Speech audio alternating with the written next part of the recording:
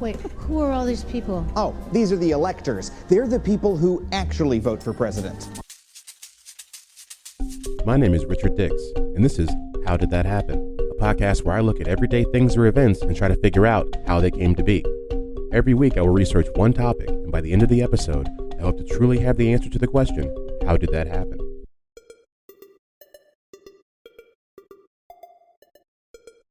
All right, welcome back to another episode of How Did That Happen? HDTH, I believe this week's episode, what is it, number 66? We are talking about the Electoral College, and boy, is it dense. We're going to get into all of that. I'm even going to tell you, we talk about political parties as well. I'm going to give you a little bit of history on that. I tell you where we get the donkey and the elephant, but I definitely try to really break it down and explain to you guys what's happening with the Electoral College, because I've always wondered. So this was definitely research that I enjoy doing. But before we get to that, as always, a little bit of housekeeping here. What am I watching? Here? Let's see. I'm watching Jailbirds on Netflix. I'm not sure if I've mentioned this yet, but it's I love jail shows. If you love jail shows, you will love this show. It's part reality show, part love show, and part jail show. It's all three. It's mind blowing when you really see it. I'm not even sure how they really do it. I mean, the Netflix just gets in there, man. Like it is all the things that I said, but it's set in a Sacramento jail in California, where inmates are awaiting their sentencing for trial, or just kind of serving out some small sentences. It's not an actual real prison, which gives it a whole different feel. And while they wait, Netflix is following their lives, and they do. It's like a little like the romance part is that they all talk through the toilet, and like they empty out all the water in the toilet, and then talk to other people, like men and women. So it's like it's a men and women jail, so the men and women can talk to each other, and they create these little like love. I don't know what you call them, but it is beyond interesting. I will say the first season is much better than the second season. The second season they go to New Orleans, which you think would be cool. I don't know. Maybe you need to watch it again. I wasn't loving it, but the first season when they're in Sacramento is awesome. Let's see. What am I listening to? I've mentioned a lot of podcasts on here. I'm just going to keep throwing them at you guys because, I mean, I listen to a lot of podcasts, and I've always said if you want to have your podcast read on here, you can drop it in the Twitter, and I'll let people know to come check your stuff out. But what we have today is Endless Honeymoon with Moshe Kasher and Natasha Leggero, which is really funny. These guys are really funny. I was a fan of the Natasha before I ever heard of Moshe, but they're actually, like I said, they're married, and Moshe's really funny too. They also have a kid. It's a dating and a relationship podcast, but they kind of delve into all different types of life. But it's mainly that's like the main foundation of it. And they kind of just ask questions. People will kind of write in questions. They'll try to kind of give them advice. And they have a really good stand up. I think it's on Netflix. I'm not sure. Where they do this on the road. Like they'll bring people up on stage and like just kind of delve into their relationship problems and life and stuff. And they're actually really insightful. So definitely check that out. It's called Endless Honeymoon. It is really funny. And as always, 7 days a week, you can find out how things happen over at hdthappen.com. As always, you'll find episode transcripts there, photos and videos if they are applicable to the episode. There's also a blog on there written by yours truly. I've written on subjects like the Uvalde shooting, Takeoff's murder, which has been a while now, loneliness, and even suicide. I try to cover all the bases. I've written about my relationship, problems in there, just a way to kind of open up about myself and to let people, kind of, I guess, know they're not alone if they're struggling through different things. But yeah, it's definitely up there. Check it out if you want to. As always, there is a mini-sode that comes out every Thursday at 4:30 a.m. I think we're really getting into the meat of what that is. I think that's really going to be. I was surprised when I first started that podcast or that podcast. I mean, I guess it's a separate podcast, but it is a mini-sode, which is a different show, I guess. It's been about 5 months now. We started Bite-Sized Bios in October, and I wasn't really sure where I was going to go. But I always like the idea of podcasts that have a mini-sode. I feel like when you cover as much stuff as we do, it's nice to go back and talk about it every now and then, and just kind of recover, because things get lost, things get not mentioned or not described or explained correctly. But that's why I like to have that. But now we've really gotten into some different people, and I hope we can continue to kind of profile, and we found out a lot of different things, man. We found out a lot of different things. I mean, we found out. I mean, just Marlon Brando alone, and it wasn't even, some of the stuff wasn't even on his episode. But you find out that his son shot a dude in the face while he was there, and like then his daughter committed suicide because she lied. Or not because, but right after, like within 5 years of that happening, with more than likely because she lied about the abuse that wasn't happening, which is the reason why his son-in-law shot, which was the reason why his son shot his son-in-law. Crazy stuff. And then you find out this guy was having sex with Richard Pryor as well. It's like this, we're uncovering all this on Bite Size Bios every Thursday at 4:30 a.m. Definitely tune in. Like and subscribe wherever you're hearing this. Definitely. I would always appreciate it. It actually does help us move up. So wherever you guys are listening to this, just drop a comment in there. Drop a 5 stars if you like it, 2 stars if you didn't like it, and if you want to tell us why you didn't like it, that's even better. Constructive criticism is always welcome. I'm not sure if there's much else to say before we get on to the getting on. No, I don't think there is. So without further ado, as we know to do, here is the episode. Okay, so today we're going to talk about the Electoral College. And we're going to get all up in it. So before we get into the history of it, which is sometimes I kind of flip it and do the history first, I'm going to explain what the Electoral College is for those who may not know and how it works. And then we'll get into where it came from, the vis-a-vis how did that happen. So the Electoral College is a group of intermediaries designated by the Constitution to select the President and Vice President of the United States. Each of the 50 states is allocated presidential electors equal to the number of its representatives and senators, and that becomes a big thing. We'll get to that later. The ratification of the 23rd Amendment in 1961 allowed citizens in D.C., the District of Columbia, to participate in presidential elections as well. They have consistently had 3 electors ever since then. That's a big thing. That's crazy. 1961 was the first time they ever got the ability to participate in the Electoral College, which had basically been a thing for the entire history of the country. The Constitution grants state legislatures the power to decide how they appoint their electors, and initially a number of state legislatures directly selected their electors, but during the 19th century they transitioned to the popular vote, which is now used by all 50 states, although they do kind of differ in how they handle them afterwards. So that basically means each state awards its electoral votes to the presidential candidates chosen by the state's voters. As I mentioned, 48 states and D.C. use what's called a winner-take-all system, where they award all of their electoral votes to the popular vote in the winning state. Maine and Nebraska want to be a little different. They do. It's a little, they award one electoral vote to the popular vote winner in each of their congressional districts, and the remaining 2 electoral votes go to the statewide winner. Under this system, those 2 states sometimes split their electoral votes among candidates. I don't know why we keep letting them do that. So that is just a quick overview of the Electoral College. We're gonna get, like I said, try to explain some more things, but I thought at least let's start from one kind of foundation of understanding. So that brings us to the beginnings of the Electoral College. The Constitutional Convention in 1787 used the Virginia Plan as the basis for discussions, as the first idea of the Electoral College, or how to elect the president. The Virginia Plan called for Congress to actually elect the president, and delegates from a majority of states agreed to this mode of election. But after it was debated for a while, they actually opposed the nomination by Congress because they thought it could violate the separation of powers, which is probably true. James Wilson then made a motion for electors for the purpose of choosing the president instead of actually being Congress. An election expert, William C. Kimberling, actually kind of explains it maybe a little bit better for some people who still don't quite get it. Quote, "The function of the College of the Electors in choosing the president can be likened to that in the Roman Catholic Church of the College of Cardinals selecting the Pope. The original idea was for the most knowledgeable and informed individuals from each state to select the president based solely on merit and without regard to state of origin or political party." So they really wanted to kind of take the idea, which is crazy when you think about it.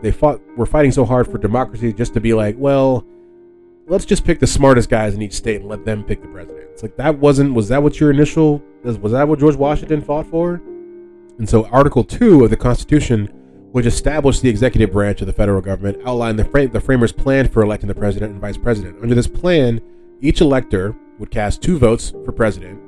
The candidate who received the most votes became the president, and the second place finisher became the vice president, which led to administrations which political opponents basically would be working in the same, office. So you'd have a president from one party and a vice president from another party. And I knew that before this, and it's pretty wild when you think about it. I mean, you fight so hard because you guys have different ideas of how the country should be run, and then you get all put together at the end because of how they wrote the laws up that says, well, you guys are both the most popular, so you guys have to kind of work together. And that's why the actual process was overhauled in 1804 with the ratification of the 12th Amendment, which required electors to cast votes separately for president and vice president. So basically, since 1804 on, we kind of have somewhat of what we have right now. Because there were a number of presidents, not many. I think there's only up until that point we only had 3 or 4. But a couple of those tickets had guys who were from opposing parties. It's kind of weird when you think about it. And so I actually have some examples of when there were 2 candidates from different parties who ended up on the same. I keep wanting to say ticket, but it's a ticket when it's the election. Afterwards, they ended up working together in the same presidency. We'll go with that. So in 1796, the Federalist Party candidate John Adams won the presidential election, and Thomas Jefferson, who was a Democratic Republican Party, he came in second. And so that was an instance in which we had 2 completely different guys who had completely different ideas about how to run the country, had to come together and become one, if you will. And Thomas Jefferson would, of course, go on to be the 3rd president of America. And there's even the very next election after when President Jefferson becomes President Jefferson, he only barely gets it. He runs against Aaron Burr, but Aaron Burr is in the same party as him, and so due to how the ballots are counted, every ballot that was cast for Thomas Jefferson also counted as a ballot cast for Aaron Burr. This stuff, you realize how they really had to get it together after a few years. We really have it seems crazy now, but it's a well-oiled machine compared to what we had 200 years ago. So that they end up with a tie. They're deadlocked, and so because of that, they had to go, and I believe it was the House that had the House of Representatives was the one who had to decide. And this is really where this will be the kind of the story that explains the ratification of the 12th Amendment in 1804. And this is where it gets a little tricky, is because the Federalist Party had already lost the national election for president. They were kind of salty and they're kind of in their feelings, you know what I mean? So when it came down to them trying to decide the president, who was basically one of the 2 guys from the same party, they wanted to embarrass the opposition by having them actually vote to elect Burr instead of Thomas Jefferson. So they cast all their votes to tie it so they couldn't actually elect Thomas Jefferson to be president for a while, and then kept going back and forth. On the 36th ballot, Delaware's only representative, James A. Bayard, made it known that he intended to break the impasse for fear that failure to do so could endanger the future of the Union. And he's really probably right, because it's y'all keep fighting. You've only had this is only your 3rd president, man. Y'all need to get some presidents under your belt before you start doing some crazy stuff like what we're doing these days. Bayard, I hope that's how you say it. It's just Bayard. It's probably Bayard, but I like to put some oomph on it. Those guys and other Federalists from South Carolina, Maryland, and Vermont, they were the ones who were successful in actually casting the votes to give Jefferson a majority, which allowed him to become the 3rd president. I said all of that to say that once that happened, Congress realized they had to fix some issues with their elections. And so on December the 9th of 1803, they ratified the 12th Amendment, and starting with the 1804 election, it was required that electors cast separate ballots for president and vice president. That replaced the system that was outlined in the Article 2, Section 1, Clause 3.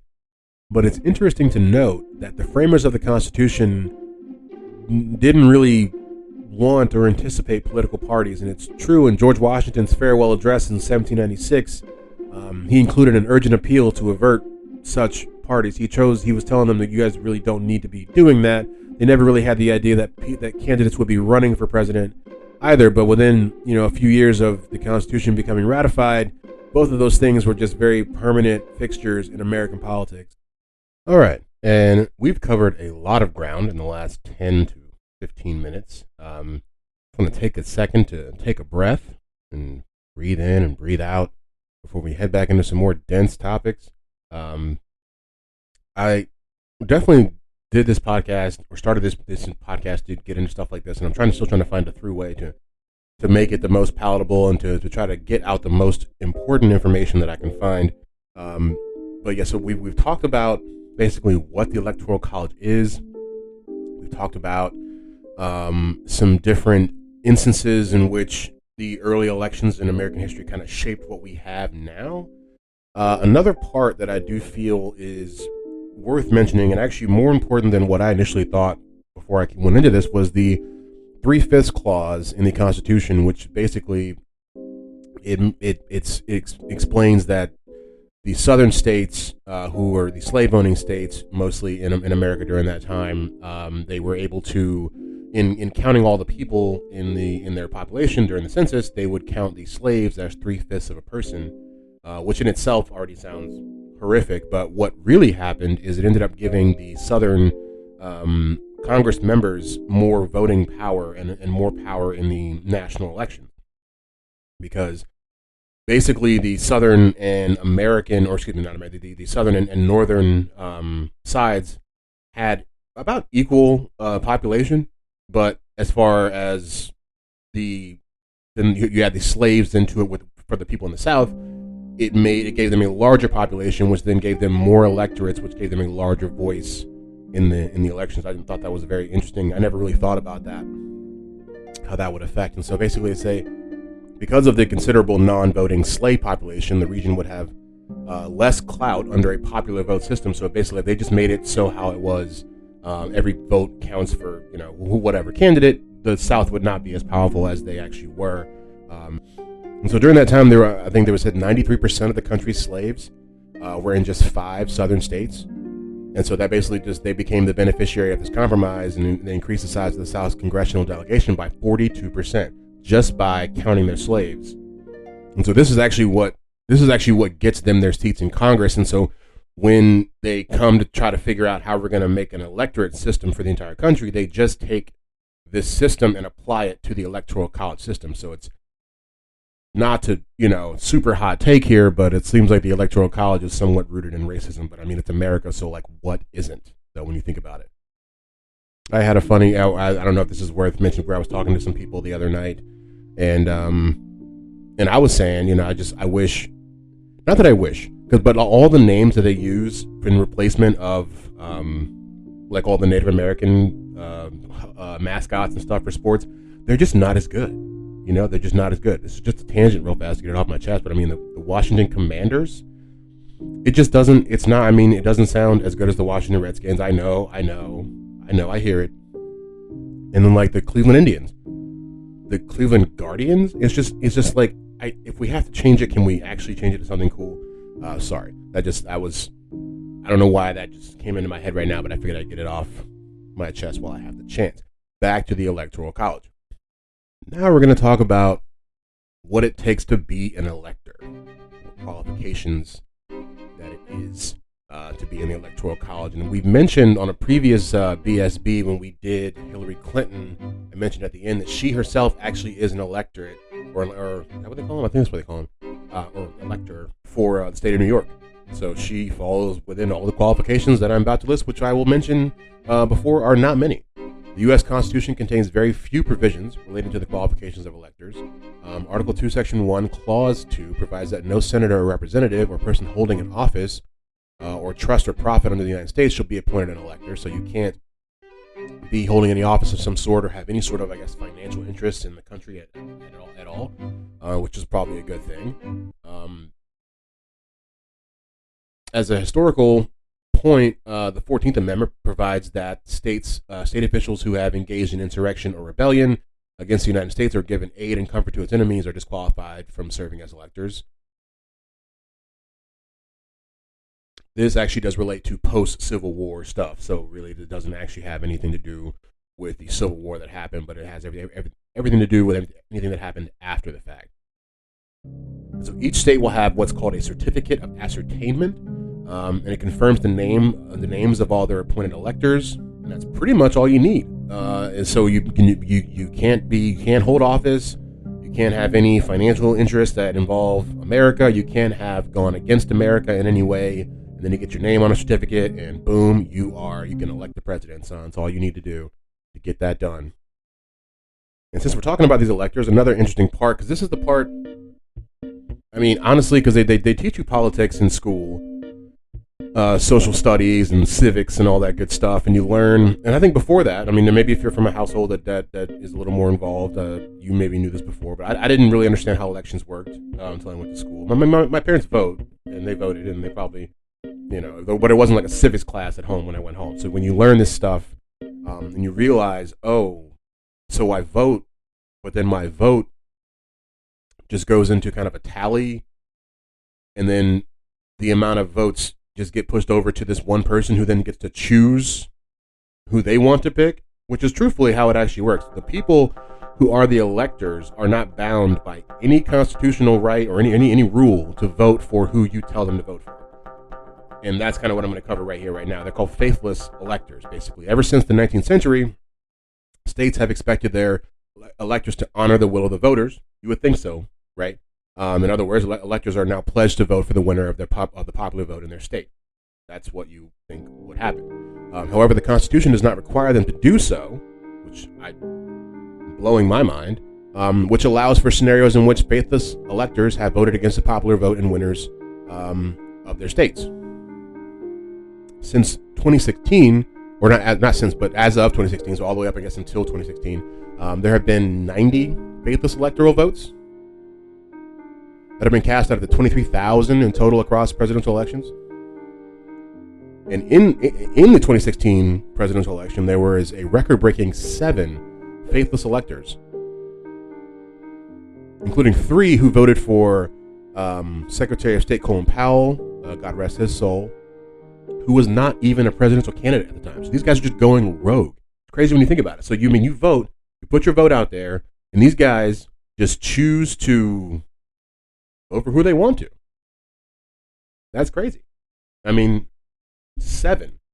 In 2016, there were 7 people who were just like, well, I feel differently. And I'm looking up the article right now that this is coming from. That's just got, because let's see if there's any more, see who else they may have voted for. And then we're going to get into the actual process of the actual, the vote count and what they do.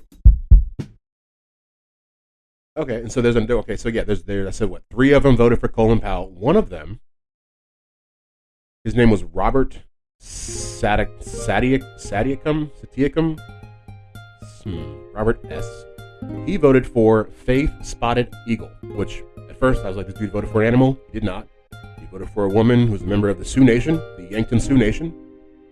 But it's just like, come on, man! Like you can't use your vote to vote for like the crazy, not crazy, but like crazy in the sense that they'll never win. Not that their views are crazy, but crazy in the sense of it's a statistical like impossibility that your vote will actually count in any way, shape, or form. You're just wasting the people's votes who entrusted you with their vote. But yeah, I never knew that, so I'm just looking through it now.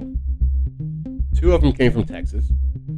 They voted for completely different people. It's just like I didn't know, and I'm wondering. I mean, how many people didn't? There should be. I don't know. I'm not gonna get on my high horse here on my soapbox, but it's just it does make you feel like you're wasting the vote if you just get to vote for whoever you want.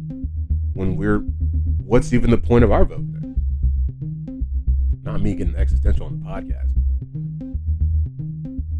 But yeah, so I mean, you heard it here. That's pretty wild.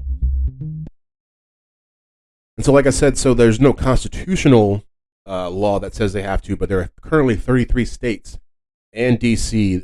They require their presidential electors to vote for who they're pledged. But the other, 17 states, they're just like fire at will, buddy. However you feel. And there are 5 states that impose a penalty on faithless electors. That's pretty cool. So there's a little bit of justice. So 5 states say if you vote for who we didn't want you to vote for, you're gonna get penalized. And then there's 14 states that have laws that can make for their faithless electors to be removed or for their votes to be canceled. So that'll bring us to the actual procedure for voting for the president if you're in the electoral college. So since the mid 20th century, Congress has met in a joint session every 4 years on January 6th at 1 p.m. to tally the votes in the Electoral College.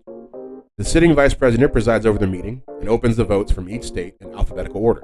That's interesting. He passes the votes to 4 tellers, 2 from the House and 2 from the Senate, who announce the results. House tellers include 1 representative from each party and are appointed by the Speaker. At the end of the account, the vice president then announces the name of the next president. And so that's pretty much been what it has been for, like they said, about the past 70 years. They ratified the 20th Amendment, I believe in 1937, which said that basically now they announced the new president in front of the newly sworn-in Congress that got elected the previous November. They've changed the date count numerous times throughout the year, so it's not always on January 6th. It was changed in 1957, 85, 89, 97, 2009, and 2013. And this is kind of sad, but I think they said a number of sitting vice presidents have announced that they lost their own bid for presidency. John C. Breckinridge, 1861. 100 years later, Richard Nixon, 1961, and then Al Gore also announced that he lost his bid for president, which has to be like the biggest insult to injury when you're just, you're the guy. It's like if you have to, like, I don't know, it's like calling your own fight and then having to also announce that you lost the fight too. It's like, that's rough. And that is how the Electoral College happened. And now it's time for the roundup. And we're going to round it up. The Electoral College was created by Congress and is written in the Constitution. It made use of the 3/5 clause to compose their delegation. Electors are not bound by constitutional law to vote for the candidate that their state selects. Things I didn't know before. And now I know them. Never heard of these things. What are they? Alright, so for this things I didn't know before, I looked up a lot of different stuff about the different political parties that America has had throughout the years. Because I didn't know much about it until I looked into it. I didn't realize that I guess the Democratic Party is considered the older party. They've been around since I think like the 1820s, depending on who you ask. When I was researching this, there is a lot of information on this, and you realize how much things have changed. The political landscape has changed throughout America in these last few hundred years. And so, yeah, I mean, the Democratic Party was started in the 1820s. They say the Republican Party, I believe, was started in the 1850s as an anti-slavery kind of party. And I will tell you how they both ended up getting their where we get the donkey and the elephant from.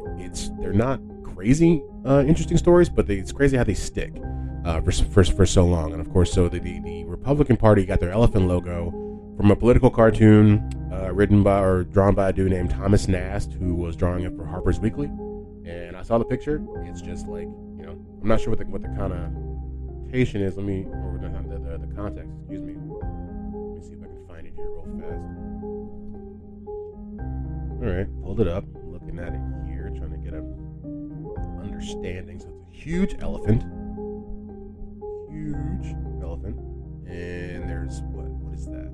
It's to be some sort of sheep-looking thing. It looks like a dog in a sheep's outfit, which is a weird thing to say.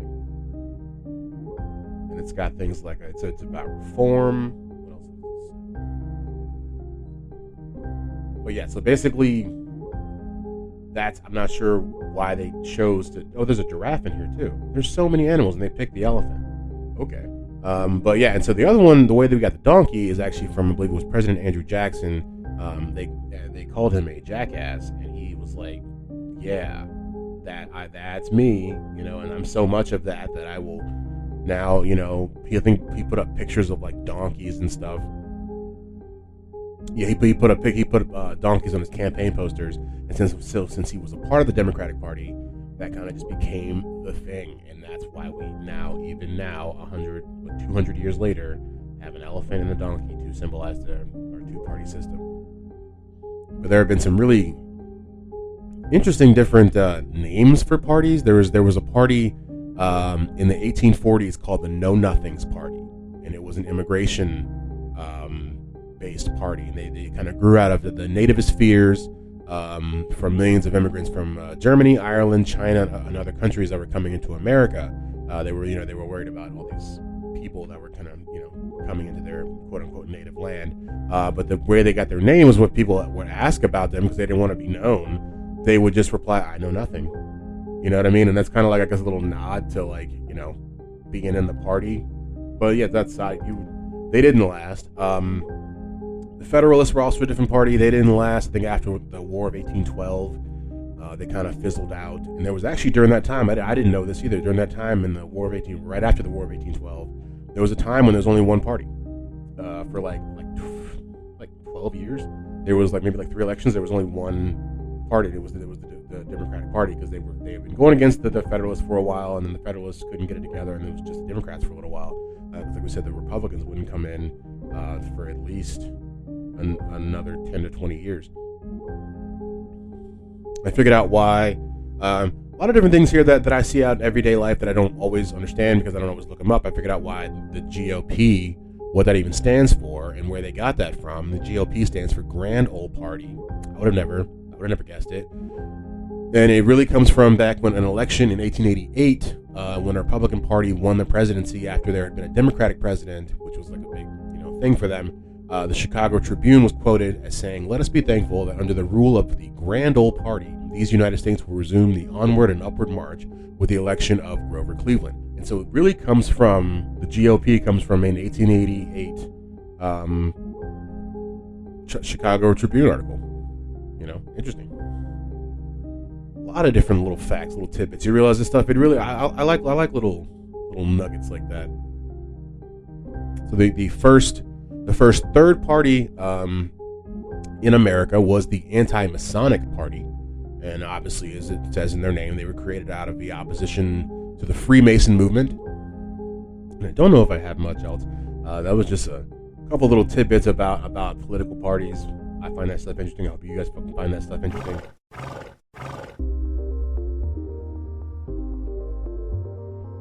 All right, that was another episode of How Did That Happen? HDTH learned a lot about the Electoral College. I did not know most of that before going in here. I think the most that I knew was that there was somebody that, that there was an Electoral College, there were these electors. Like I said, we talked about before, that Hillary Clinton is one, so you kind of knew that. But as far as the entire process and just all of that, that was new to me. And maybe it was new to you too. Hope you guys enjoyed it. As always, if you love what you just heard here, there's more where that came from over at hdthappen.com. You will always find a written version of what you just heard, as well as photos and videos that go along with the episode. Like and subscribe wherever you heard this. Always helps for the comments and the likes. It definitely help the podcast grow a little bit. As always, the goal here is still to get to top 100 history podcasts on Apple Podcasts. That was the goal last year. It is the goal this year. Will be the goal next year as well. So yeah, give us 5 stars wherever you can. 2 stars if you didn't want to give us 5 stars, and tell us why. That'd be great, because constructive criticism is always welcome. I don't think there's much else to say before we get out of here. Always appreciate the people that come back week to week and press play. I think that's it. We'll see you in a couple days with the next BSB.